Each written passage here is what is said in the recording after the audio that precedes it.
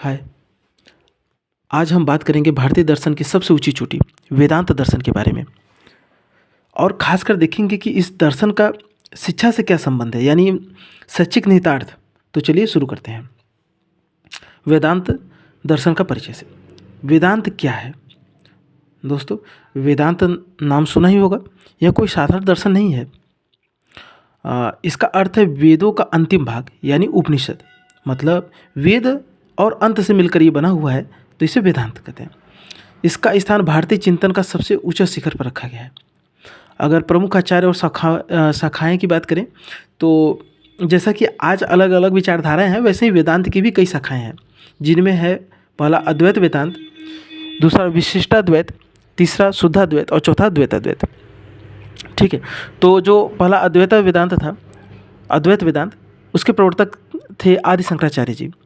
ठीक है, और जो दूसरा विशिष्टाद्वैत है, उसके प्रवर्तक हैं श्री रामानुजाचार्य जी। और जो तीसरा शुद्धाद्वैत है, उसके प्रवर्तक वल्लभाचार्य जी हैं। और चौथा द्वैताद्वैत के प्रवर्तक निम्बकाचार्य जी। हालांकि ये सब शाखाएं हैं, पर हम आज अद्वैत वेदांत यानी शंकराचार्य जी वाले पर फोकस करेंगे। ठीक है, तो वेदांत का मूल मंत्र देखते हैं। अगर वेदांत को एक लाइन में समझना हो तो वो है ब्रह्म सत्य है, जगत मिथ्या है, जीवन ब्रह्म ही है। सीधी भाषा में ब्रह्म परम सत्ता है और एक ही सत्य है। यह संसार नाशवान है, मैं यानी कि आत्मा वही ब्रह्म है। शिक्षा का उद्देश्य वेदांत के अनुसार शिक्षा का उद्देश्य देखते हैं। शिक्षा के वेदांत के अनुसार चार उद्देश्य हैं, चार मुख्य उद्देश्य। पहला अज्ञान से मुक्ति, दूसरा विवेक का विकास, तीसरा आत्म साक्षात्कार और चौथा मोक्ष की प्राप्ति। तो पहला अज्ञान से मुक्ति देखते हैं। हम सब जानते हैं कि शिक्षा का मतलब सिर्फ एक किताब पढ़ना नहीं है। वेदांत कहता है शिक्षा का एकमात्र लक्ष्य अविद्या यानी अज्ञान को दूर करना। समझिए, हर बच्चा अनंत ज्ञान और शक्ति का भंडार है, पर उसे पता ही नहीं कि उसके भीतर इतनी ताकत है। शिक्षा इस अज्ञान के पर्दे को हटाता है। ठीक है, तो और जो दूसरा उद्देश्य है मुख्य उद्देश्यों में, विवेक का विकास है। अच्छा बुरा, सही गलत, सत्य असत्य में फर्क करना सिखाना। दो बातें सीखनी है। सत्य क्या है? सत्य क्या है जो कभी नष्ट न हो, और असत्य क्या है जो नाशवान है। ठीक है, अब तीसरा जो मुख्य उद्देश्य में है वो है आत्म साक्षात्कार, यानी सबसे बड़ा सवाल, मैं कौन हूँ? क्या मैं यह शरीर हूँ? क्या मैं यह नाम हूँ? नहीं, मैं तो आत्मा हूँ जो अमर है, अजर है। ठीक है, चौथा जो उद्देश्य है वो मोक्ष की प्राप्ति। ये शिक्षा का अंतिम लक्ष्य है, मोक्ष। मोक्ष मतलब जन्म मृत्यु के चक्र से आज़ादी, यानी पूर्ण शांति, पूर्ण ज्ञान, पूर्ण आनंद। ठीक है, अब देखते हैं साधन चतुष्ट, यानी मोक्ष की चार सीढ़ियाँ। शंकराचार्य कहते हैं ब्रह्म ज्ञान पाने के लिए चार सीढ़ियाँ चढ़नी होंगी। ठीक है, इन चार सीढ़ियों में है पहली सीढ़ी नित्यानित्य वस्तु विवेक, दूसरी सीढ़ी है इच्छा मुतार्थ भोग विराम, तीसरी है सम दमादि साधन संपत्ति, और चौथी है मुमुक्षुत्व। तो चलिए एक एक करके देखते हैं। पहली सीढ़ी जो कि नित्यानित्य वस्तु विवेक है, इसका सीधा मतलब है क्या सच में टिकने वाला है, क्या झूठा है, यह पहचानना। ठीक है, क्या टिकने वाला है, क्या चलेगा, क्या अजर है, क्या अमर है, क्या झूठा है, ये सब पहचानो। दूसरी सीढ़ी है यह मुतार्थ यानी भोग विराम। यह मुतार्थ भोग विराम, इसका सीधा मतलब है लालच छोड़ो और भोग से दूरी होना। तीसरी सीढ़ी है सम दमादि साधन संपत्ति, इसका मतलब है मन और इंद्रियों पर काबू पाना। और जो चौथी सीढ़ी है वो मुमुक्षुत्व की है, यानी मोक्ष की प्रबल इच्छा, यही पक्का। बिना इन चारों के ब्रह्म ज्ञान संभव नहीं, यानी शिक्षा सिर्फ जानकारी नहीं बल्कि जीवन शैली है। अब देखते हैं छात्र की संकल्पना। वेदांत में बच्चों को कैसे देखते हैं? ठीक है, तो वेदांत में छात्र की पहचान, पहली, सब में एक ही आत्मा है। ठीक है, यानी कि कल्पना कीजिए कक्षा में 50 बच्चे हैं, अलग अलग घरों से, अलग अलग रंग रूप, अलग अलग बोलियां। वेदांत कहता है इन सब में एक ही ब्रह्म बसता है, देखने में भिन्नता है पर स्वरूप में एकता है। और दूसरा पहचान अनंत शक्ति का भंडार, हर बच्चा एक छिपा हुआ हीरा है। उसमें ये विशेषता है कि उसमें अनंत ज्ञान है, अनंत शक्ति, अनंत क्षमता है। बस शिक्षा का काम है इन हीरो को तराशना, चमकाना। ठीक है, भिन्नता, तटस्थ, तीसरी जो पहचान है वो भिन्नता और तटस्थ लक्षण से। हाँ, बच्चों में भिन्नता है, कोई तेज पढ़ता है, कोई धीमे, कोई गणित में अच्छा है, कोई कला में, पर यह भिन्नता स्वरूप लक्षण नहीं, यह तटस्थ लक्षण है, यानी जो बदल सकता है। ठीक है। चौथा, शिक्षक का दृष्टिकोण। जैसे जैसे शिक्षक का ज्ञान बढ़ता है, पहले बहुत सारे अंतर दिखते हैं, बाद में भिन्नताएं कम होती जाती हैं और अंत में केवल एकता दिखती है। ठीक है। अब शिक्षक की कल्पना देखेंगे, वेदांत में गुरु कैसे हैं। तो वेदांती शिक्षक के 4 गुण हैं। पहला गुण है आत्मज्ञानी, दूसरा आदर्श व्यक्ति, तीसरा समदर्शी और चौथा मार्गदर्शक। ठीक है। तो पहला गुण आत्मज्ञानी, वह शिक्षक जिसने सत्ता यानी ब्रह्म की अनुभूति कर ली, जीवन मुक्त हो चुका है, जीते जी मुक्त है ना। जो खुद जान गया वही दूसरों को ज्ञान दे सकता है ना, इसका सीधा मतलब ये है। ठीक है। दूसरा गुण है आदर्श व्यक्ति, यानी बच्चे देखकर सीखते हैं और सुनकर नहीं। ठीक है। तो अनुकरणीय हो, यानी भाषा, रहन सहन, व्यवहार, आचरण सब उन्हीं को देखकर बच्चे सीखते हैं ना, तो वो उसका आदर्श, बच्चे उसी के आदर्श को सीखेंगे जो गुरु का आदर्श होता है। तीसरा गुण समदर्शी, सभी छात्रों को आत्मवत देखो, यानी अपने समान, भेदभाव नहीं, अमीर गरीब, ऊंच नीच, तेज धीमा का भेदभाव ना करके सबको आत्मवत देखें। चौथा गुण है मार्गदर्शक, यानी शिक्षक ज्ञान का दाता नहीं है। ठीक है। असलियत यह है कि बच्चे के भीतर ज्ञान पहले से ही है, शिक्षक तो बस प्रकट करने वाला है, वह दीपक है, सूरज नहीं। अब पाठ्यक्रम देखते हैं, वेदांत में क्या पढ़ाएं। ठीक है। तो 2 स्तरों पर पाठ्यक्रम बांटा गया है। शंकराचार्य ने सत्ता को 2 भागों में बांटा है। ठीक है। पहला है पारमार्थिक, दूसरा व्यावहारिक। पारमार्थिक का स्वरूप है परम सत्य यानी ब्रह्म। इसमें क्या पढ़ाएं, इसमें आत्मज्ञान, उपनिषद, ब्रह्म विद्या, वेदांत पढ़ाएं। ठीक है। और जो दूसरा स्तर जो व्यावहारिक है, उसका स्वरूप है व्यवहारिक जगत, और इसमें क्या पढ़ाना है, विज्ञान, गणित, इतिहास, भूगोल, कला, और शिल्प। ठीक है। अच्छा, दोनों क्यों जरूरी है। जो पारमार्थिक विषय है वो मोक्ष का मार्ग दिखाता है, आध्यात्मिक विकास के लिए और जीवन के उद्देश्य समझाने के लिए। ठीक है। तो ये इसके लिए ज़रूरी है। और जो व्यवहारिक विषय है वो रोजी रोटी के लिए, संसार में रहने के लिए, समाज में घुलने मिलने के लिए। ठीक है। तो दोनों चाहिए, एक से पेट नहीं भरता, दूसरे से आत्मा नहीं भरती। ठीक है। तो अब शिक्षण की विधियाँ देखेंगे कैसे पढ़ाएं। ठीक है। तो हम देखते हैं अंतःकरण की भूमिका। पहले समझिए अंतःकरण क्या है। अंतःकरण का मतलब है मन, बुद्धि, चित्त और अहंकार से, यानी हमारे भीतर का पूरा मानसिक तंत्र। ठीक है। ज्ञान की प्राप्ति के 3 तत्व हैं, एक ज्ञाता, दूसरा ज्ञान प्रक्रिया और तीसरा ज्ञेय। ज्ञाता यानी जानने वाला मैं, ज्ञान प्रक्रिया यानी जानने का ढंग, और ज्ञेय मतलब जानने वाली चीज़। ठीक है। अब अंतःकरण की 4 वृत्तियाँ देखते हैं। ठीक है। जो अंतःकरण की भूमिका हम लोग देख रहे हैं उसकी 4 वृत्तियाँ देखते हैं। एक है संशय, दूसरा है निश्चय, तीसरा है गर्व और चौथा स्मरण। तो अब एक एक करके इनका मतलब समझते हैं। जो वृत्ति पहली है संशय, इसका मतलब है संदेह करना।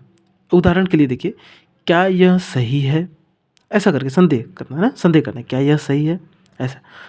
जो दूसरी वृत्ति है निश्चय, निश्चय का मतलब है निर्णय लेना, मतलब आप ऐसे सोचिए, हाँ यही सही है। ठीक है। तीसरा वृत्ति है गर्व, गर्व मतलब अभिमान, गर्व मतलब अभिमान, इसका उदाहरण है मुझे यह आता है। ठीक है। और चौथा वृत्ति है स्मरण, यानी याद रखना, इसका उदाहरण याद है मुझे। ठीक है। तो उदाहरण में मैं सारी चीज़ें चारों को दिखाता हूँ कि क्या यह सही है, दूसरा वृत्ति में हाँ यही सही है, तीसरा में मुझे यह आता है, चौथा था जो वृत्ति स्मरण की, उसमें याद है मुझे। ठीक। 3 प्रमुख शिक्षण विधियाँ देखते हैं। ये विधियाँ उपनिषद से ली गई हैं। पहला श्रवण विधि, दूसरा मनन विधि और तीसरा निधिध्यासन विधि। चलिए एक एक करके देखते हैं। श्रवण विधि, सीधा मतलब है सुनना, श्रवण से गुरु के मुख से सुनकर ज्ञान लेना, और श्रुति परंपरा यानी मौखिक परंपरा होती है। श्रद्धा और एकाग्रता जरूरी होती है इसमें। ठीक है। शिक्षक बोल रहा है, बच्चे सुन रहे हैं, यही श्रवण है।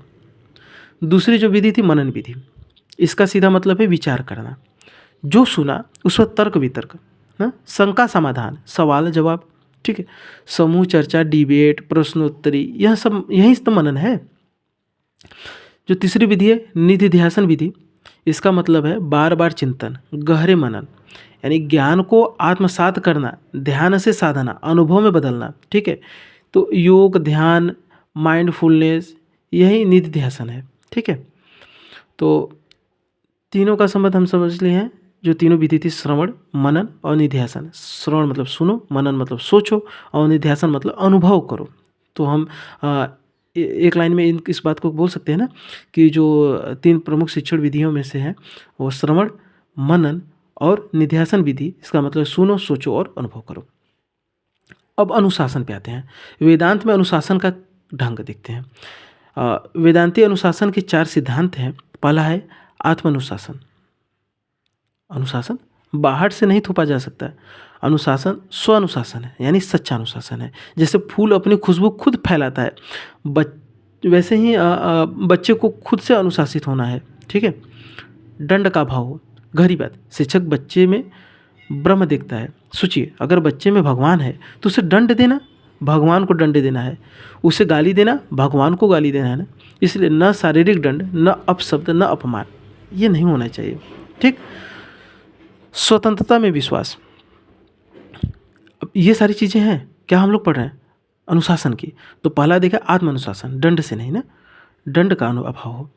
तीसरा हम लोग देखें स्वतंत्रता में विश्वास, यानी वेदांत मानता है बच्चे स्वभाव से दुष्ट नहीं होते, उन्हें निर्णय की स्वतंत्रता दो, उन्हें उचित निर्णय लेंगे ना, वे उचित निर्णय लेंगे, उन्हें उचित निर्णय की स्वतंत्रता दीजिए। ठीक है, चौथा है अनुशासन का उद्देश्य। केवल कक्षा चलाना, बच्चों को डराना नहीं, असली उद्देश्य सदाचारी नागरिक बनाना, चरित्र निर्माण, अच्छा इंसान बनाना। ठीक है, अब सारांश एक नज़र में वेदांत की शिक्षा का सारांश देख लेते हैं, शिक्षा दर्शन का। शैक्षिक घटना जो शैक्षिक घटक जो है वो वेदांत के दृष्टिकोण से एक लाइन में हम देखते हैं। ठीक है, शिक्षा का अर्थ क्या है? भीतर छिपे ज्ञान को बाहर निकालना। और शिक्षा का उद्देश्य क्या है? आत्म साक्षात्कार, मोक्ष, विवेक, चरित्र, यही सब है ना। छात्र कैसा हो? छात्र क्या है? अनंत शक्ति का भंडार है, सब में एक आत्मा है, यही हमने पढ़ा। शिक्षक कैसा हो भाई? आत्मज्ञानी, आदर्श, समदर्शी, मार्गदर्शक था। और पाठ्यक्रम के बारे में जो हमने पढ़ा वो परमार्थी और व्यवहारिक है, दोनों चलना चाहिए ना। ठीक है, और क्योंकि एक से न पेट भरेगा न एक से मन भरेगा, ऐसा ही कुछ था ना। शिक्षण विधि श्रवण, मनन और निधिध्यासन से। और अनुशासन में हम लोगों ने क्या पढ़ा? आत्मानुशासन, स्वतंत्र और दंड मुक्त होना चाहिए। अच्छा, आज के समय में वेदांत की प्रासंगिकता देखते हैं। आधुनिक शिक्षा में कैसे उपयोगी है वेदांत? ठीक है, पहला समग्र शिक्षा जो आज नेशनल एजुकेशन पॉलिसी 2020 है, समग्र शिक्षा की बात करता है। वेदांत तो हजारों साल से यही कह रहा है ना कि शरीर, मन और आत्मा तीनों का विकास हो। दूसरा मूल्यपरक शिक्षा, यानी आज बच्चों में संस्कार कम हो रहे हैं, वेदांत सिखाता है सत्य, अहिंसा, संयम, सेवा, त्याग। ठीक है, तो इसलिए ये भी उपयोगी है। व्यक्तित्व विकास, वेदांत का मंत्र है मैं अनंत शक्ति हूँ, यही आत्मविश्वास सबसे बड़ा व्यक्तित्व विकास है भाई। मैं अनंत शक्ति हूँ, मेरे अंदर अनंत शक्तियाँ हैं, उसे पहचानो। चौथा है तनाव मुक्त शिक्षा।